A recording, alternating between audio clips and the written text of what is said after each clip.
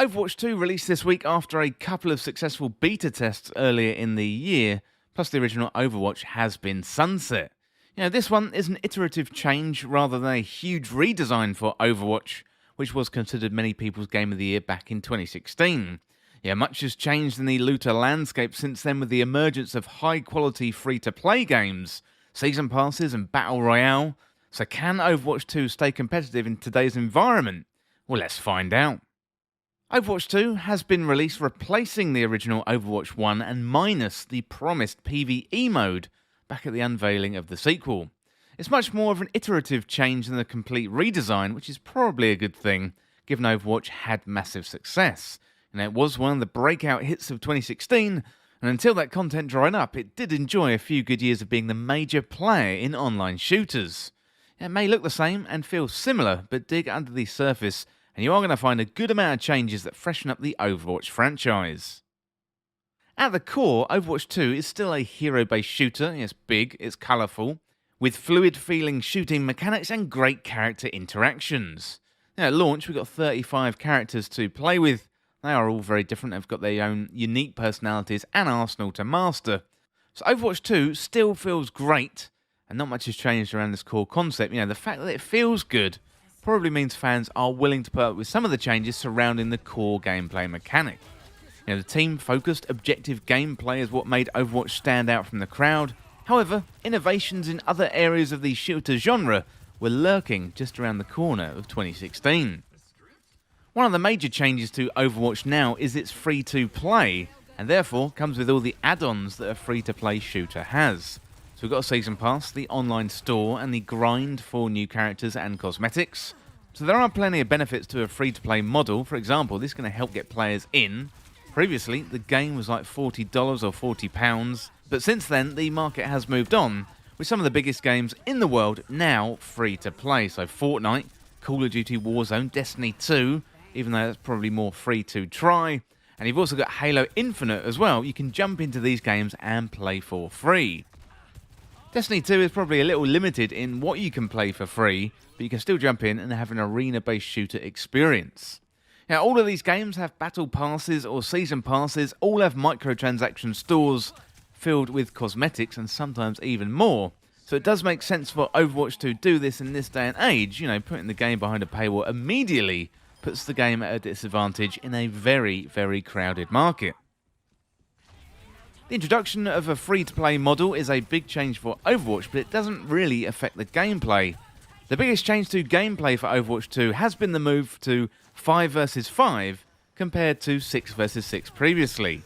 While this only represents a small change to the roster of an individual match, so going from 12 players on the field to 10, this is a big shift and has far-reaching repercussions for teams.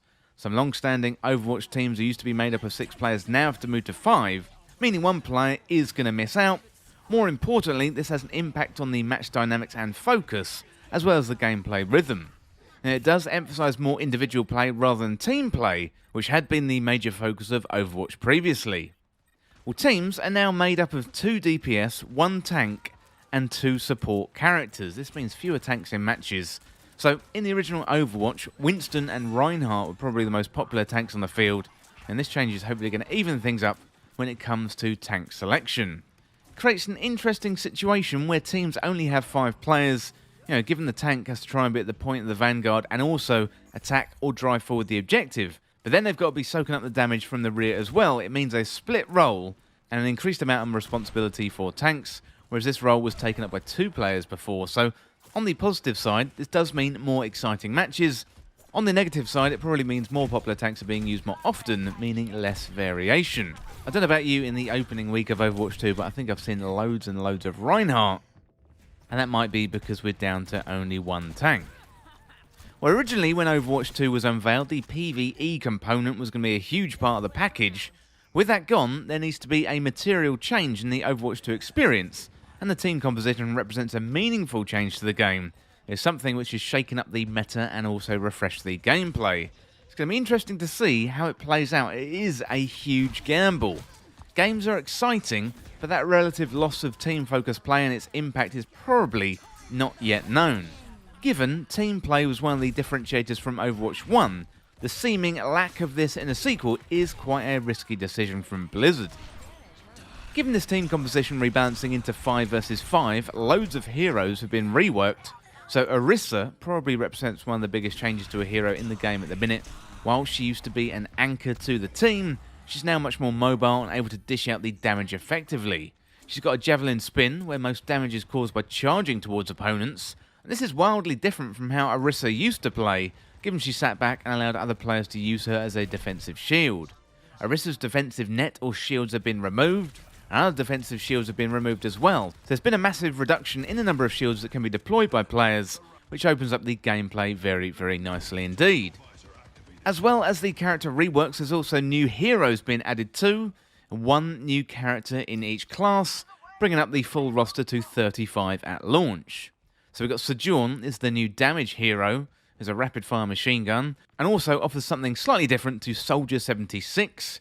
We've got Kiriko, she is a fast and nimble healer, able to quickly dash in and out of combat and deal damage with her ninja stars. Junker Queen, on the other hand, is a new tank hero. She's very effective when it comes to being aggressive on the field.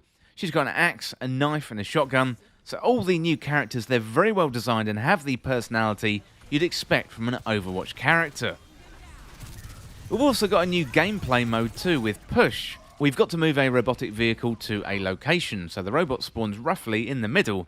Each team have to push the objective into the opposing team's spawn to get the winner, so it's quite similar to escort mode, but rather than constantly attacking or defending, you're constantly trying to get the payload to the other side. Similar to a real-life tug of war, it gives both teams a focus, and the momentum can shift and change as the match goes on. It's good fun, and I really think it has a bunch of potential. So Push is a new addition, but things have been removed as well, so loot boxes have been removed. I think the game is going to be all the better for it. Loot boxes have been replaced with a Season Pass, much like we see in other free-to-play games. The Season Pass costs around £10 or about 1,000 Overwatch coins, and that probably equates to about $10 as well, so each season is 9 weeks long, and we've got tiers to climb to unlock various cosmetics. So you've got all new voice lines, clothing, colour variations, and it all feels very familiar when it comes to other games like this, like Fortnite, Rumbleverse, Fall Guys, and Multiverses. Each new season, we're going to get a new hero, a new map, or maybe both. Blizzard's got some big plans for the season model with new characters, maps, and even new modes coming. So hopefully they've learnt from the first game and the content won't go through a massive drought as we saw with Overwatch 1, which ultimately led to the decline in the player base of the first game. Given now it's free to play and Blizzard has a steady stream of features ready to go or coming down the pipeline, hopefully this isn't going to happen again, at least in the short term. The Battle Pass is very interesting and offers up some incentives to play for in terms of premium Battle Pass owners. So on the free track you're going to get rewards on 20 of the levels, or basically every 4 tiers. And if you're a new player and go for the free track, then you're going to unlock Kiriko at level 55, and the new heroes in the same way in future seasons. So level 55 you are going to have to play quite a long time. New players also have a limited number of heroes to play with when they start. I think it's 13. However, if you owned Overwatch 1, then you're going to start with all 35. So everyone who logs in during Season 1 are going to have access to Sojourn and Junker Queen. While the PvE mode didn't make the cut for launch, it is due in 2023, so that is going to be story heavy, filled with Overwatch lore, and has the potential to really set it apart from other shooters. Destiny 2 has been doing really good story content for a couple of years now, so if they can get anywhere near that level of storytelling, I will be a happy customer. I can't finish up this review without mentioning the launch, which has been close to an absolute disaster for Blizzard. So shortly after launch, Blizzard have been suffering massive DDoS attacks, huge queues of players, meaning players either can't get in or they're being thrown out of matches having to wait hours to get in the first place. While it's not new for online multiplayer games to have rocky launches like this, this is probably the worst I've ever experienced. So I've been avoiding the queues so far, playing when North America is asleep. That's early here in the morning in the UK, but I've seen screenshots of queues in the tens of thousands and clips of people being thrown out of matches due to errors. I tried to play on Thursday or Friday night, so after having to wait to play the game for an hour, I then got thrown out of about 3 matches in a row, halfway through the game, and really that was it for me, It must be hugely disappointing for Blizzard and players alike, and hopefully this is going to get fixed really soon. Overall though, Overwatch 2 is a lot of fun. It may be missing its long-awaited PvE mode at launch. It's also added enough changes to the game to help it feel fresh. The 5v5 mode mixes up the gameplay and the new push mode is a lot of fun. The new heroes are excellent, and some of the changes to existing characters are really interesting. We're going to have to wait and see and play it more to see how it all pans out. There's potential in here for Blizzard to have a massive hit once again on their hands if they can play the seasonal content model right. But right now, it's fun, it's colourful, it's a team-focused first-person shooter, and if you're a fan of the genre, it's definitely something you should try out. Well, the game is developed by Blizzard, it is published by Blizzard, it's available on the PlayStation 4, 5, Nintendo Switch, Xbox One, the Series X, the Series S, and also PC as well, and the original release was the 4th of October, 2022. Well, that is it for my review of Overwatch 2. Definitely recommend jumping in if you can. I know Blizzard have been doing a lot of good work this week, fixing bugs, getting those queues down. But hopefully, as we go into early next week, things are going to calm down a bit and you're going to be able to get a game nice and easy. Well, that is it for my review of Overwatch 2 for now. And as always, thank you so much for watching or listening. Hit that subscribe button down below and subscribe to This Week in Video Games. Or you can check me out on Twitter at TWIVG Podcast. But if you enjoyed this video, found it useful, liking and sharing the video would really help me out. Otherwise, check out the other videos on the channel.